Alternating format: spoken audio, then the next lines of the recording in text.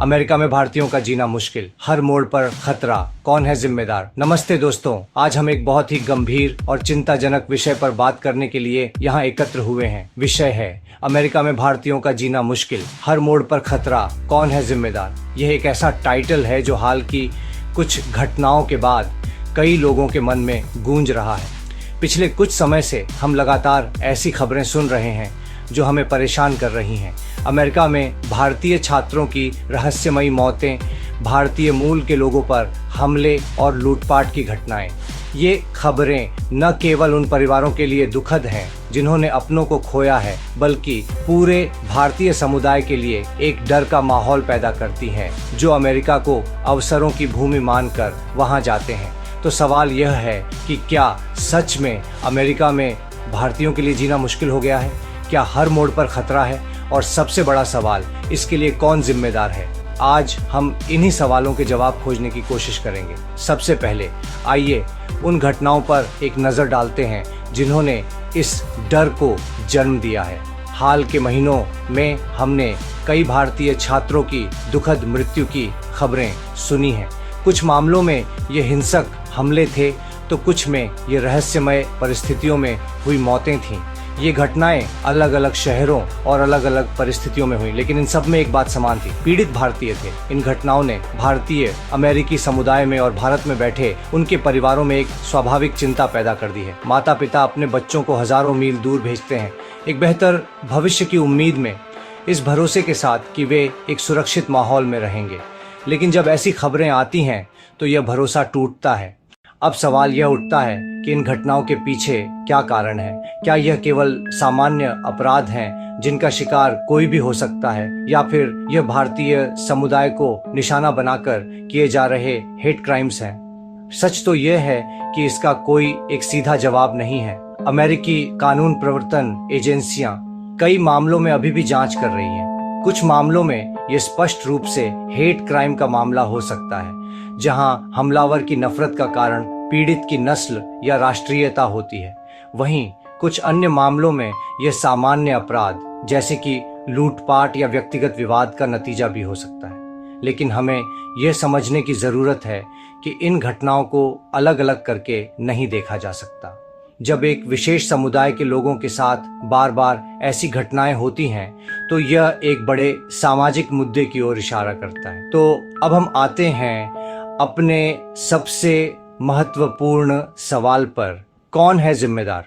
इस सवाल का जवाब भी जटिल है और इसके कई पहलू हैं। हम किसी एक व्यक्ति या समूह पर पूरी तरह से दोष नहीं मढ़ सकते। जिम्मेदारी कई स्तरों पर बंटी हुई है। एक, सामाजिक और राजनीतिक माहौल। किसी भी समाज में अपराध और नफरत का माहौल वहाँ की सामाजिक और राजनीतिक परिस्थितियों से प्रभावित होता है। जब किसी देश में अप्रवासियों के खिलाफ बयानबाजी होती है, जब अल्पसंख्यकों को बाहरी के रूप में चित्रित किया जाता है, तो यह समाज में एक विभाजन पैदा करता है। इस तरह का माहौल कुछ लोगों को हिंसक और घृणित कार्य करने के लिए उकसा सकता है।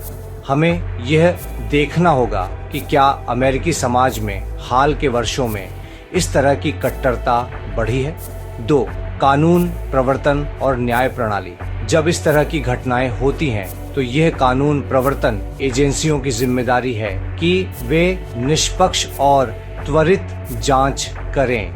यदि इन मामलों को गंभीरता से नहीं लिया जाता है या यदि अपराधियों को सजा नहीं मिलती है तो यह अपराधियों के हौसले को बढ़ाता है और पीड़ित समुदाय में असुरक्षा की भावना को गहरा करता है। न्याय प्रणाली को यह सुनिश्चित करना होगा कि हर मामले की तह तक जाया जाए और दोषियों को कड़ी से कड़ी सजा मिले, चाहे वह हेट क्राइम हो या सामान्य अपराध।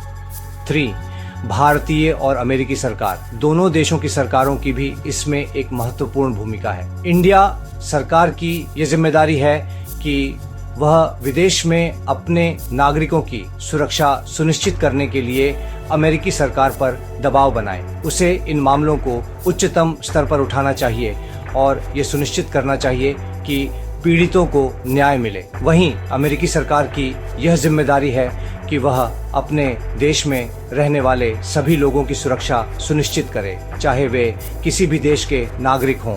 उसे हेट क्राइम्स के खिलाफ कड़े कानून बनाने और उन्हें सख्ती से लागू करने की जरूरत है। चोर मीडिया और सोशल मीडिया। मीडिया की भूमिका दो धारी तलवार की तरह है। एक ओर मीडिया इन घटनाओं को उजागर करके जागरूकता फैलाने और सरकारों पर कार्रवाई के लिए दबाव बनाने में मदद करता है, लेकिन दूसरी ओर सेंसेशनलिज्म और गैर जिम्मेदाराना रिपोर्टिंग समाज में और अधिक भय और विभाजन पैदा कर सकती है। सोशल मीडिया पर फैलने वाली गलत सूचनाएं और नफरत भरे संदेश भी इस आग में घी का काम करते हैं। 5. समुदाय और व्यक्तिगत स्तर पर हमारी जिम्मेदारी। अंत में हम सभी की एक जिम्मेदारी है। भारतीय अमेरिकी समुदाय को एकजुट होकर इन घटनाओं के खिलाफ आवाज उठानी होगी। उन्हें स्थानीय राजनेताओं और कानून प्रवर्तन एजेंसियों के साथ मिलकर काम करना होगा ताकि उनकी चिंताओं को सुना जा सके। हमें एक दूसरे का समर्थन करना होगा और किसी भी तरह के भेदभाव, वुदमाए या हिंसा की तुरंत रिपोर्ट करनी होगी। इंडिया में बैठे हम लोगों को भी बिना पूरी जानकारी के घबराहट फैलाने से बचना चाहिए और सही स्रोतों से जानकारी लेनी चाहिए। तो आगे का रास्ता क्या है? यह कहना कि अमेरिका में हर मोड़ पर खतरा है शायद एक अतिशयोक्ति होगी। आज भी लाखों भारतीय अमेरिका में सुरक्षित रूप से रह रहे हैं और अपने सपनों को पूरा कर रहे हैं। भारतीय अमेरिकी समुदाय अमेरिका के सबसे सफल और सम्मानित समुदायों में से एक है, लेकिन हमें इन हालिया घटनाओं को एक चेतावनी के रूप में लेना चाहिए। यह हमें याद दिलाता है कि नस्लवाद और जेनोफोबिया, विदेशियों के प्रति नफरत अभी भी एक वैश्विक समस्या है और इससे कोई भी देश अछूता नहीं है। हमें समाधान की दिशा में काम करना होगा। हमें बेहतर संवाद, अधिक जागरूकता और मजबूत सामुदायिक समर्थन की आवश्यकता है। हमें यह मांग करनी होगी कि हमारी सरकारें हमारे नागरिकों की सुरक्षा को प्राथमिकता दें। जो छात्र या पेशेवर अमेरिका जाने की योजना बना रहे हैं, उन्हें निराश होने की जरूरत नहीं है, लेकिन उन्हें सतर्क रहने, अपने परिवेश के बारे में जागरूक होने और किसी भी आपात स्थिति के लिए तैयार रहने की आवश्यकता है। उन्हें अपने विश्वविद्यालय और स्थानीय भारतीय समुदाय के साथ संपर्क में रहना चाहिए। अंत में मैं यही कहना चाहूँगा कि हर भारतीय की जान कीमती है, चाहे वह भारत में हो या विदेश में। हमें यह सुनिश्चित करने के लिए मिलकर काम करना होगा कि अवसरों की भूमि किसी के लिए भी खतरों की भूमि न बने।